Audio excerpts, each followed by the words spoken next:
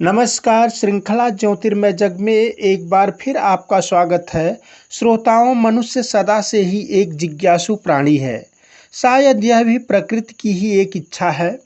मनुष्य अन्य भौतिक प्राणियों की भांति प्रकृति से निर्धारित नियमों का स्वभावतः पालन करता चला नहीं जाता।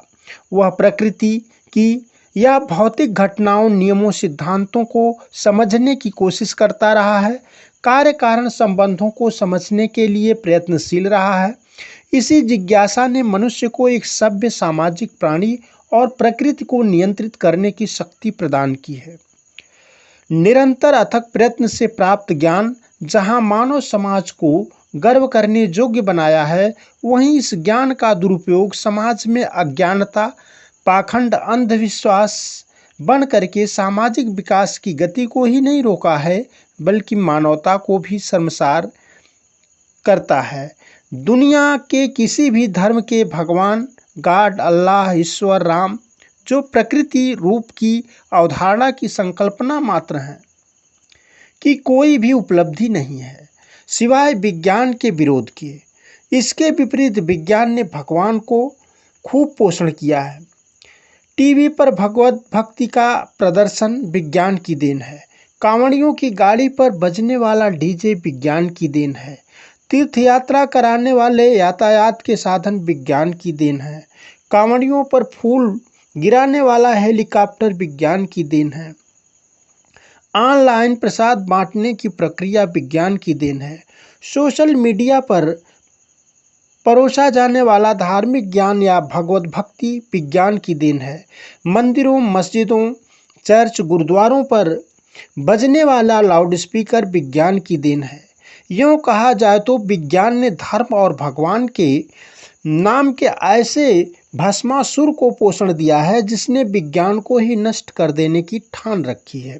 भगवान और धर्म से जुड़ा ज्ञान, वैज्ञानिक तथा तार्किक ज्ञान व चिंतन को अजगर की तरह निगल जाना चाहता है, फिर मल के रूप में मानव का मलबा ही बाहर निकालता है।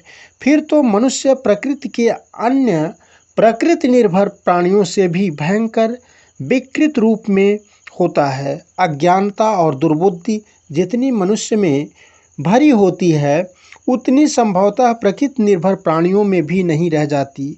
मूर्तिकार के द्वार पर रखी हुई बिल्ली, शेर, खरगोश की मूर्ति पर आसपास के कुत्ते भी उस तरह की प्रतिक्रिया नहीं देते जिस तरह शिवलिंग की प्रतिमा, देवी देवताओं की मूर्ति, गणेश की मूर्ति, गोबर के गौरी गणेश या चित्रलिखित देवी देवताओं पर मनुष्य प्रतिक्रिया देता है। वन्य पशु, नीलगायें आदि भी खेत में खड़े धोख यानी मानव मूर्ति को जीवित प्राणी के लक्षणों के आधार पर यह देखकर कि यह न चलता है, न बोलता है, न जीवित प्राणी की कोई प्रतिक्रिया करता है, न तो वह कोई लक्षण दिखाता है जो जीवित मानव में पाया जाता हो, फिर धीरे धीरे कृत्रिम मानव यानी धोख की वास्तविकता को समझ लेता है। वह वन्य पशु, नीलगाय आदि वास्तविक मनुष्य से तो नहीं, किंतु उसी कृत्रिम मनुष्य यानी जो उसको भ्रम के लिए धोख खड़ा किया होता है, उससे मनोरंजन जरूर लेता है और उसे रगड़ कर धराशायी करके कहता है, तुम निष्प्राण होकर भी हमें भ्रमित करके होशियार बनने की कोशिश मत कर।